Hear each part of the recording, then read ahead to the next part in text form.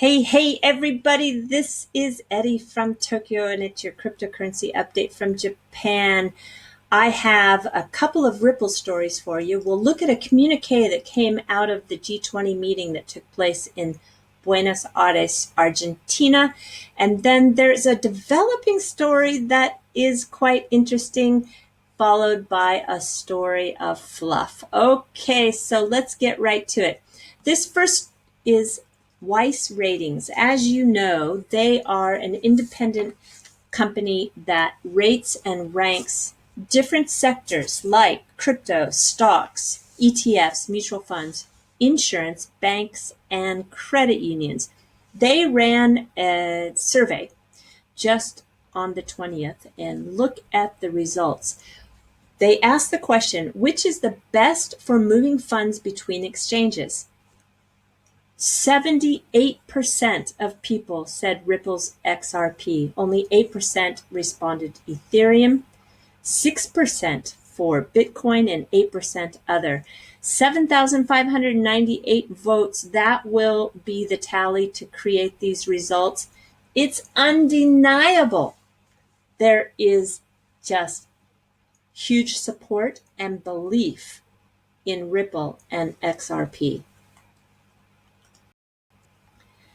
So we've got the communique now out of the G20 Finance Ministries and Central Bank Governors meeting that took place on the 21st and 22nd. It's kind of a lot of the same old. You know, they're always talking about their fight against terrorism, terrorist financing, and the money laundering. And of course, they're constantly monitoring the cross-border payments. There is, though, in Section 10, we come down here, and they did address the cryptocurrency space. So let me read this to you. Technological innovations, including those underlying crypto assets, can deliver significant benefits to the financial system and the broader economy. Crypto assets do, however, raise issues with respect to consumer and investor protection, market integrity, tax evasion, money laundering, and terrorist financing. Crypto assets lack the key attributes of sovereign currencies, while crypto assets do not at this point pose a global financial stability risk. We remain vigilant. We welcome updates provided by the FSB and the SSBs and look forward to their future work or further work to monitor the potential risk of the crypto assets and to assess multilateral responses as needed. We reiterate our March commitments related to the implementation of the FATF standards, and we ask the FATF to clarify in October 2018 how its standards apply to crypto assets. Well, I don't think it's negative, and I don't think it's positive. It's actually quite lukewarm. There's not a whole lot of clarity, actually. Maybe we'll see something come out in 2018. It seems as though they've been just in this holding pattern of watching, and we don't really get a clear indication as to their position. But I think it'll come. As of right now, though, I don't think there are any red flags. I'll put the link to this down in the comment section if you want to read the entire communique. Okay, do you recognize this Ripple team member on the left? This is Cassie Craddock. She is the Euro lead for Ripple. She was at the Unbound London 2018 on a panel with 4 others, and the panel was called Smart Money and Blockchain. She gave some great answers. It's a short video, just 43 minutes, and she was asked a lot of questions that I think she did a great job answering. She confirmed that there are more than 100 banks that support the Ripple technology. She thinks Ripple is all for some regulation. They, as a company, want to empower everyone to process payments in 3 to 5 seconds. And when she was asked to clarify the difference between Ripple and Ethereum, it was very clear in her answer that Ripple was purely focused on a particular sector. So I don't know if you've heard her speak before, but if you haven't, take a look. I'll put the link to the video in the comment section. So who is this? Who is Masayoshi Son? He is the richest man in Japan. He is also the founder of Softbank. In the 2018 Forbes ranking of the largest companies worldwide, Softbank rates 39. Yes, they did $82 billion in sales last year. They're bigger than Disney, bigger than Boeing, bigger than Amazon, bigger than Facebook. They started in 1999, and what got them off the ground was in 2000, he took just a small $20 million investment and put it into an internet venture startup, and that company was called Alibaba. And Alibaba, as you know, IPO'd in 2014, and that 20 million turned into 60 million. But not only does he have a stake in Alibaba, he has a stake in Yahoo Japan at 42%, which is actually about to go up, as we'll see in the story that's following. He has a stake in Uber, sitting at 15%. He has a stake in many, many companies, actually. It's a very large conglomerate. To give you an idea of the ranking, so his company is ranked at 39. Alibaba is ranked 81. McDonald's is ranked 241. SBI, which I know all of you are getting very familiar with SBI Holdings because of the VC trade launch recently and the deep partnership SBI has with Ripple. They're ranked at 1,575th. So they own a baseball team and they've got all this happening. Yeah, he wants to up his stake in Yahoo to 48%. So let's take a look at that story.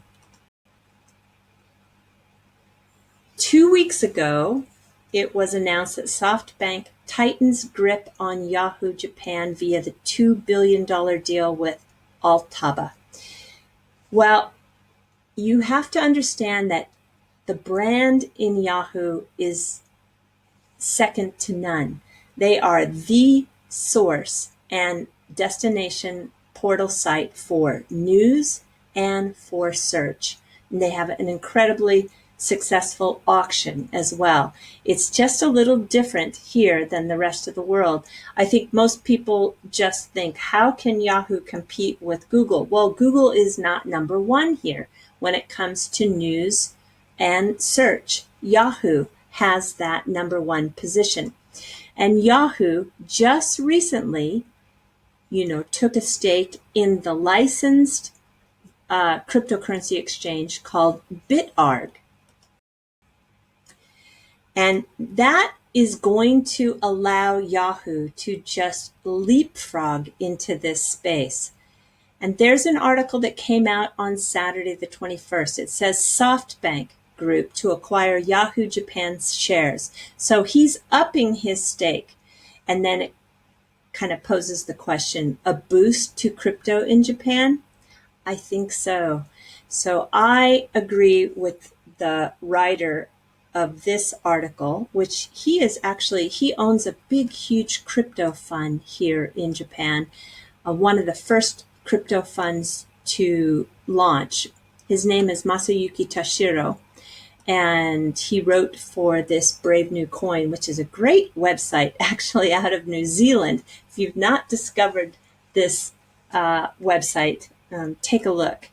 So as it says here, that in April, Yahoo Japan announced that it wholly owned subsidiary Z Corporation and would buy a minority stake in the cryptocurrency exchange BitArg.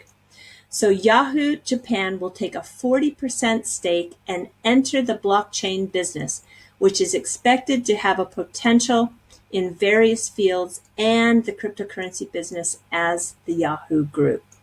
Well, I think it's quite clear that Son is just getting super serious for the crypto space. And then today, it is said Softbank plans payments service for Japan by year end. This is a collaboration with the Indian startup Paytm. They are just huge in the mobile platform for payment. And I just see all the pieces of the puzzle together. So this story is developing, but I think in about, I'm not quite sure, maybe 6 months to a year, we're going to be saying, aha, so this is what Son was up to. I think he's going to be a major player in the cryptocurrency space here in Japan. All right, I have your fluff story already. So speaking of Softbank, they have been running a campaign on TV for a few years for their commercials with Kaikun. This is Kaikun. He's a dog. And he actually, in the commercials, he is the father. And they are a family. And he always is saying something very, very, very funny.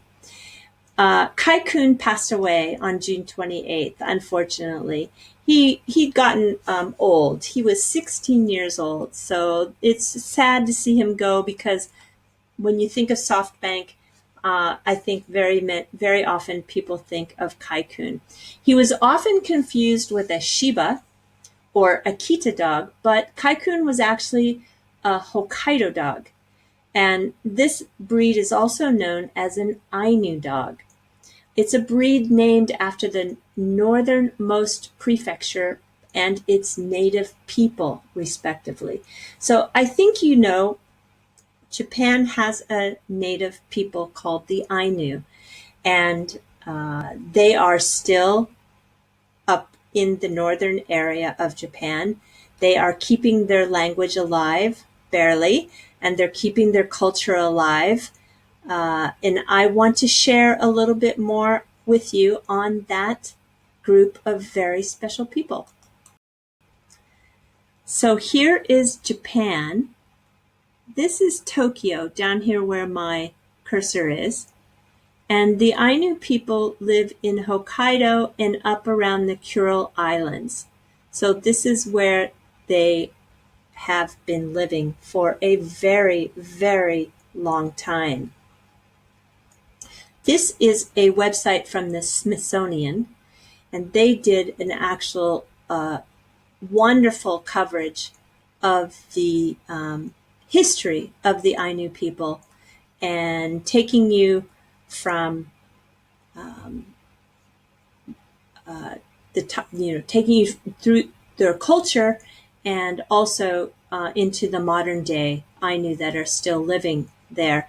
I want to show you an old photograph here. This one here. This is an old sepia photograph that's been colorized, but you can see here the women who were married tattooed their lips right here.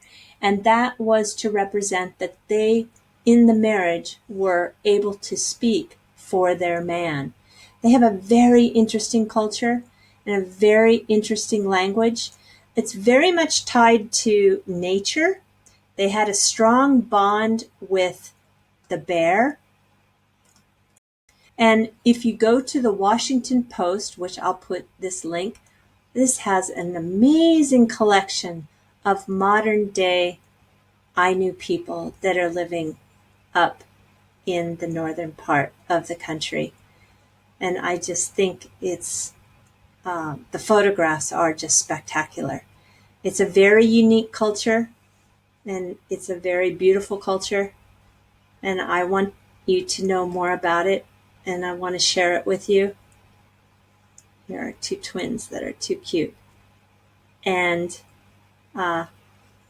please research on your own Ainu and learn a little bit more of this very special people that are still hanging on to their ancient culture.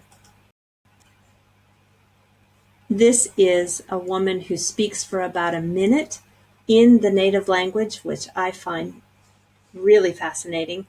So I'll put that link in there too if you want to hear what the Ainu language sounds like. So anyway, that's all I have for you today, everybody. Please take care. Thank you for hanging in there with me. Sayonara for now. Alrighty. Bye-bye.